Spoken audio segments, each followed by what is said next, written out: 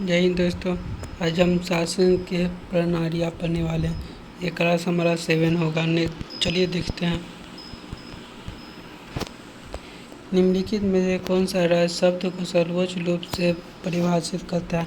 तो आपका option A है व्यक्तियों का एक समुदाय जो बिना किसी बाह्य नियंत्रण के एक सुनिश्चित भूभाग में अस्थायी रूप से निवास करता है और जिसकी एक संगठित सरकार है। ये आपका सही है दोस्तों। चलिए नेक्स्ट देखते हैं। निम्नलिखित में से कौन सा राज्य सबसे महत्वपूर्ण तत्व है? तो आपका आंसर संप्रभु। नेक्स्ट देखते हैं। भारत की संप्रभुता के संबंध में निम्नलिखित के कौन सा से कथन सही है? तो भारत राष्ट्रमंडल का सदस्य है। राष्ट्रमंडल की सदस्यता के कारण भारत की संप्रभुता कम हो जाती है। तो कूट का प्रयोग करना है दोस्तों। इसमें से कौन सा सही है? तो केवल एक सही है दोस्तों। नेक्स्ट देखते हैं।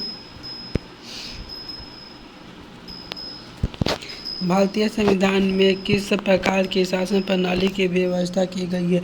तो आपका सही आंसर है संसदात्मक व्यवस्था को। नेक्स्ट देखते हैं। संसदात्मक शासन व्यवस्था में क्या है? मतलब तो आपका सही आंसर से विधायिका का कार्यपालिका पर नियंत्रण होता है। तो ये अंत तक बने रहेगा दोस्तों। मैं आपको एक वीडियो दिखाने वाला हूँ जिसमें बीपीएससी के चेयरमैन ने कुछ बोला है, कुछ अपना कथन दिया है, वो दिखाने वाला हूँ। संसदीय व्यवस्था की वाली सरकार वह होती है जिसमें क्या होती है? तो आपका ऑप्शन ये रहा आपका आंसर। सरकार संसद के प्रति उत्तरदायी होती है और उसके द्वारा हटाई जा सकती है। नेक्स्ट देखते हैं। सर्वप्रथम संसदात्मक सरकार किस देश में आरंभ की गई थी? तो आपका सही आंसर है ग्रेट ब्रिटेन, जिसे यूके भी कहते हैं। भारतीय संसदीय प्रणाली ब्रिटिश संसदीय प्रणाली से इस बात पे भिन्न है कि भारत में डैश है। क्या है? तो न्यायिक पुनरावलोकन है। आईएएस में पूछा गया था। हमने ब्रिटिश मॉडल पर आधारित संसदीय लोकतंत्र को अपनाया है, किंतु हमारा मॉडल उस मॉडल से किस प्रकार भिन्न है? तो आपका ऑप्शन इतना है दोस्तों, कूट का प्रयोग करना है। देखिएगा आप, जहाँ तक विधि निर्माण का संबंध है ब्रिटिश संसद सर्वोपरि अथवा संप्रभु है, किंतु भारत में संसद की विधि निर्माण की शक्ति परिसीमित है। दूसरा है, भारत में संसद के किसी अधिनियम के संशोधन की संवैधानिक से संबंधित मामले उच्चतम न्यायालय द्वारा संबोधित पीठ को भेजा जाता है। तो आपका दोनों आंसर सही होगा दोस्तों। ए और बी दोनों आंसर सही है। नेक्स्ट देखते हैं। आईएएस में पूछा गया था। निम्नलिखित में से कौन सा भारतीय संविधान की विशेषता नहीं है? तो सही आंसर आपका हो जाएगा बी दोस्तों, अधिकारात्मक सरकार नहीं है। भारतीय राजनीतिक पद्धति के बारे में निम्न में कौन सही नहीं है? मतलब सही कौन सा नहीं? तो डी, राष्ट्रपति पद्धति की सरकार। नेक्स्ट देखते हैं। भारत में संसदीय प्रणाली की सरकार है क्योंकि आपका सही आंसर ये मतलब परिषद लोकसभा के प्रति उत्तरदायी है। नेक्स्ट देखते हैं। संसदीय स्वरूप के शासन का प्रमुख लाभ है कि कार्यपालिका विधानमंडल के प्रति उत्तरदायी होती है। नेक्स्ट देखते हैं। कूट का प्रयोग करना है दोस्तों। इसमें तो बताना कि कौन सा सही है। भारत के संदर्भ में संसदीय शासन प्रणाली में निम्नलिखित में से कौन सा से सिद्धांत संस्थागत रूप से निहित है?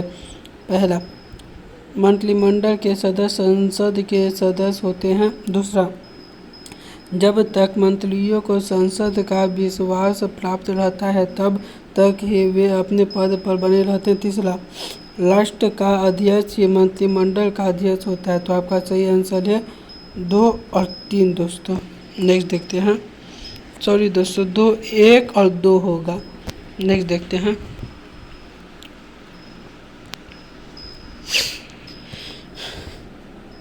सरकार की संसदीय व्यवस्था के विषय में निम्नलिखित में से कौन सा वक्त सही है? तो कौन सा कथन सही है? तो आपका सही आंसर सी, विधायिका एवं कार्यपालिका दोनों स्वतंत्र हैं।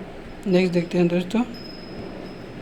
निम्नलिखित कथनों में से उस एक को चुनिए जो मंत्रिमंडल स्वरूप की सरकार के अंतर्निहित सिद्धांत को अभिव्यक्त करता है। इसमें से एक को चुनना है तो दोस्तों तो आपका आंसर हो जाएगा सरकार के जनता के प्रति सामूहिक उत्तरदायी को सुनिश्चित करने के लिए संसदीय लोकतंत्र की एक क्रियाविधि है। नेक्स्ट देखते हैं। राष्ट्रपति पद्धति में समस्त कार्यपालिका की शक्ति निहित होती है तो आपका सही आंसर राष्ट्रपति में निहित होती है। भारत में राजनीतिक व्यवस्था के मूलभूत लक्ष्य हैं तो आपका सही आंसर हो जाएगा बी दोस्तों 1, 2, 3। नेक्स्ट देखते हैं। निम्नलिखित कथनों पर विचार कीजिए तो इन सब कथन पर विचार करना है दोस्तों। पहला कथन है भारत एक लोकतांत्रिक राज्य व्यवस्था है, यहाँ एकदम सही है दोस्तों। भारत एक संप्रभु संपन्न राज्य है, ये भी सही है दोस्तों। भारत में लोकतांत्रिक समाज है, ये भी सही है दोस्तों। भारत एक कल्याणकारी राज्य है, ये भी सही है दोस्तों। डी हो जाएगा ऑल ऑफ दिस। नेक्स्ट देखते हैं। निम्नलिखित में से कौन सी विशेषता भारतीय राजतंत्र की नहीं है तो आपका सही आंसर इधर होगा दोस्तों, ये रहा दोस्तों सत्तावादी सरकार। नेक्स्ट देखते हैं। केंद्र सरकार और राज्य सरकारों को प्राधिकरण प्राप्त होता है तो सही आंसर है भारतीय संविधान से। नेक्स्ट देखते हैं। निम्नलिखित कथनों पर विचार कीजिए और नीचे दिए गए कूट से सही उत्तर को चुनिए। ये आपको सही आंसर चुनना है दोस्तों। तो भारत एक लोकतांत्रिक देश है, एकदम सही है दोस्तों। भारत का अपना एक संविधान है, ये भी सही है दोस्तों। तो आपका सही आंसर होगा ए और आर दोनों सही है, लेकिन आर ए की सही व्याख्या नहीं है। नेक्स्ट देखते हैं। सॉरी दोस्तों, निम्न में से कौन सुखासजनक की व्यवस्था नहीं है तो सही आंसर है डी राफिताशाही। नेक्स्ट देखते हैं। कल्याणकारी राज्य का उद्देश्य है, सही आंसर है बी कमजोर वर्गों के कल्याण का प्रबंध करना। नेक्स्ट देखते हैं। राज हर जगह है, यह अंतराल शायद ही कोई छोड़ता है, यह व्यक्ति किस धारा की व्यवस्था करता है तो आपका सही आंसर है ए कल्याणकारी राज्य का। नेक्स्ट देखते हैं। निम्नलिखित में से कौन सा एक भारतीय संविधान का दर्शन नहीं है तो इनमें से बताना है दोस्तों कौन सा भारतीय संविधान का दर्शन नहीं है तो सही आंसर है सी डी साम्यवादी राज्य। नेक्स्ट देखते हैं।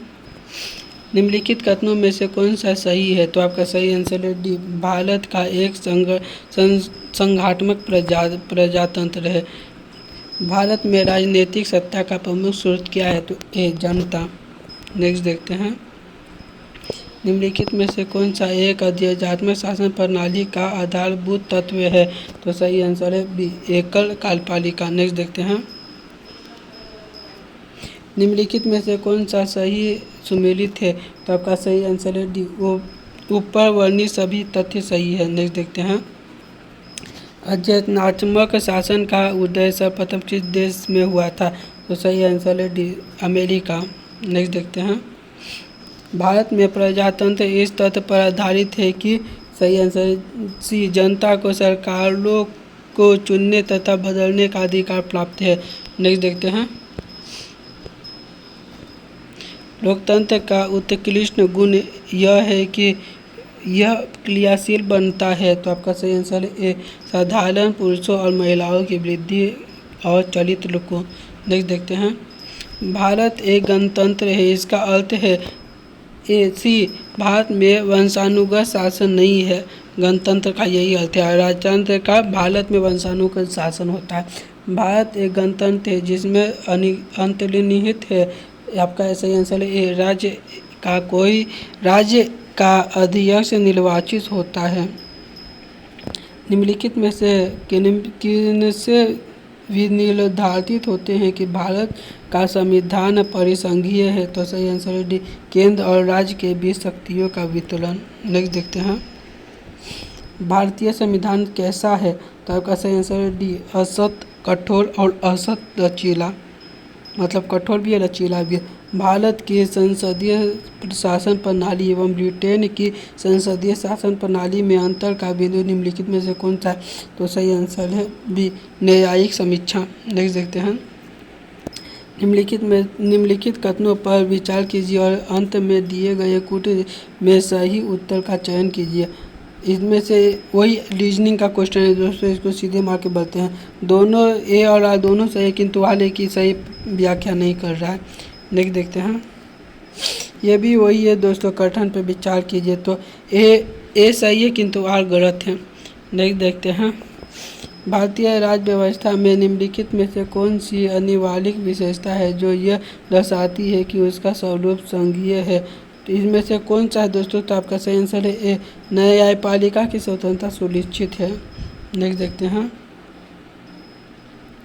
निम्न में से कौन एक भारत के संविधान का संघीय लक्षण नहीं है। तो सही आंसर है सी, एकल नागरिकता। नेक्स्ट देखते हैं, इसमें आपको बताना है दोस्तों, भारतीय संघीय व्यवस्था में कौन से एकात्मक तत्व पाए जाते हैं। तो इनमें से कौन से एकात्मक तत्व हैं दोस्तों, तो आपका सही आंसर है डी, 4 6 7। नेक्स्ट देखते हैं, वही बताइए, इसका आंसर आप दीजिएगा दोस्तों। लीजिए क्वेश्चन दिखा दे रहे हैं, क्योंकि अभी तक मैंने आपको एक भी क्वेश्चन नहीं दिया। चलिए अब नेक्स्ट बढ़ते हैं,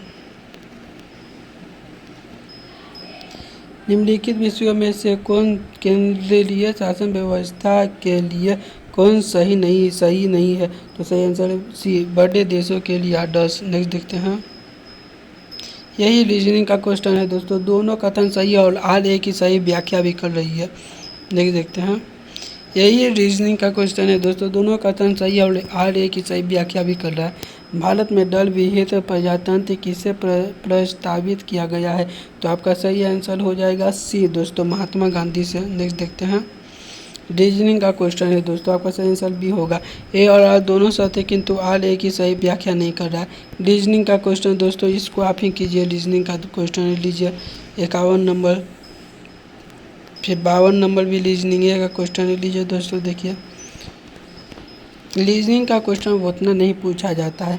भारतीय संविधान के विहित होने का कारण क्या है। तो ए, इसमें अनेक संविधान के अनुवाद समाविष्ट है। नेक्स्ट देखते हैं,